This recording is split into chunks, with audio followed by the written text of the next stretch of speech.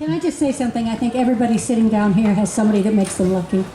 Somebody that cares about them, somebody that's been with them from forever, brothers, sisters, lovers, whatever.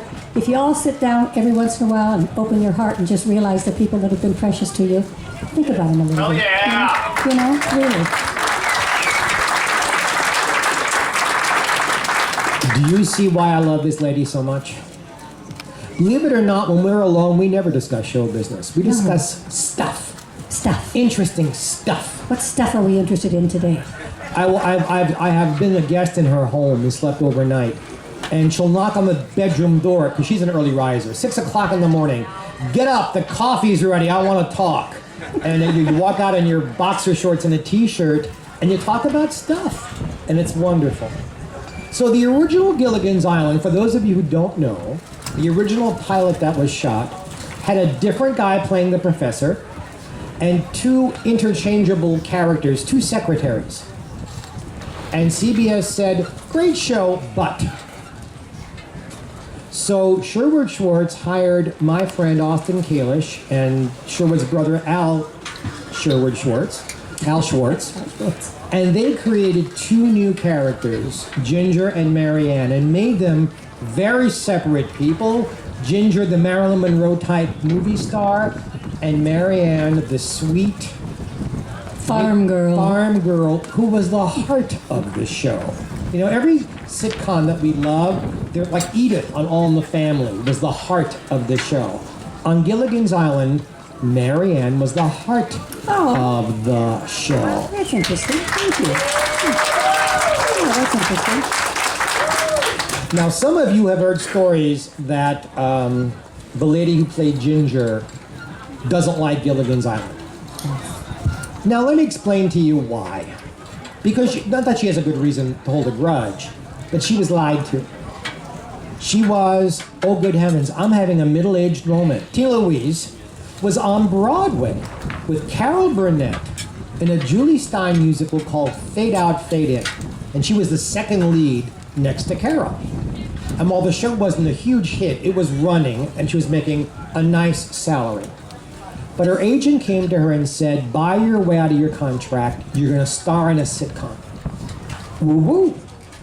So she bought her way out of Fade Out, Fade In, and the show closed. And they're now shooting the first episode. And they're page, and page, and page, and page. And she said, I don't understand. We're like 15 pages into the script. I'm the star of the show. I have nothing to say. And wonderful Natalie Schaefer, who played Mrs. Howell, turned to her and said, tell me, dear, didn't the name Gilligan's Island give you a clue? So she was bought out of a very promising Broadway show to do the show, and she had... And she was wonderful. And she was absolutely Was Tina Louise not wonderful? Yes, she was. I learned a lot from her. Camera angles, what looks best on you, all the stuff. I did a lot of stage, and all of the stuff that you really have to pay attention to on camera, I wasn't aware of. And I learned a lot from her. Now, you were very, very good friends with the star of the show, Bob Denver. Oh, I adored him. He was not funny. He was very much an intellectual. Very quiet, kind of shy. He was a physical comic, but a lot deeper than you ever thought he would be.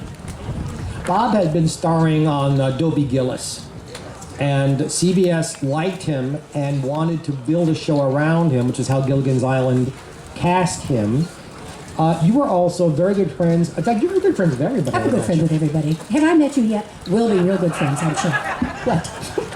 Okay, the captain, Alan Hale. Alan Hale was Did you all love that great big teddy bear, Alan Hale? Every time he hugged me, my father was 6'4", 260 pounds. And every time Alan hugged me, he picked me up off the floor. It was like being with my father all the time. Not that he was that age, but he was a rock. Never temperamental, always jovial, always say, yeah, I'll jump off the cliff, whatever you want me to do. He was a remarkable human being. Now, we've talked about Mrs. Howell already. Natalie Schaefer was a remarkable person. She was in her 60s when she was doing that. And they didn't use filters. That's how good she looked in her 60s. She had been on all kinds of movies and Broadways and sitcoms. And she'd been a breast cancer survivor before Gilligan's Island. And was she not wonderful on Perfect. that show? Perfect. A lovely lady. I learned a lot from her. She was very gracious and she was very good at what she did, and we became very, very close friends.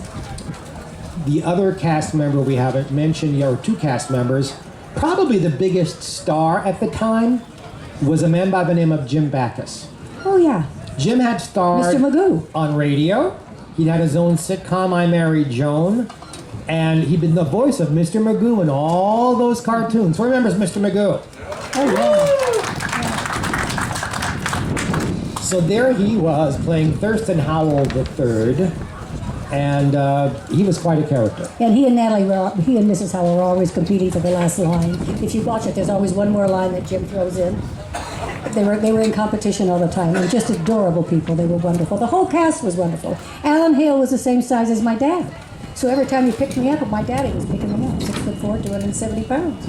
And your dad was also in the casino business, was he not? Well, he was a trucker, and Wells Carver was his trucking company, and he was one of the shareholders of the Thunderbird Hotel. The Thunderbird Hotel. I'm a In fact- fourth-generation Nevadan, so, you come from that. In fact, the sofa in her apartment is a reupholstered sofa from the Thunderbird Hotel in Las Vegas, which is, I love that. And then the last person is the professor. And like I said, they took out the man who ended up being a soap opera star and replaced him with our friend, Russell Johnson. Wasn't he wonderful as the professor? I'll tell you something, if he wouldn't be married and I hadn't been married, he'd have been off in some island somewhere. He was absolutely the best sense of humor. Very dry, very handsome, very sweet, a wonderful man. He was. I will tell you, and I don't think Russell would mind my telling you, that Russell had a gay son, and Russell lost his son to AIDS in the 80s. And he supported his son, he supported gay rights, he was there for people who had HIV when a lot of people weren't. He was a wonderful, wonderful, wonderful friend to me, to her, and to all of us. Let's hear it for Russell Johnson. Yay, Russell.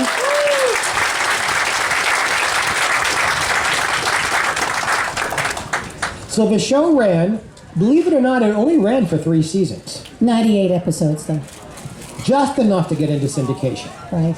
And it ran, and it ran. And then there were cartoon versions of it on Saturday mornings. And the thing was, there was no clothes or cars that told you what date it was. You didn't know it was the 30s, the 40s, or the 80s. There was no connection with the real world, is what I'm trying to say. So it's never dated. It's never running out of, you don't watch it and go, oh, this is so old-fashioned. It is as new as yesterday.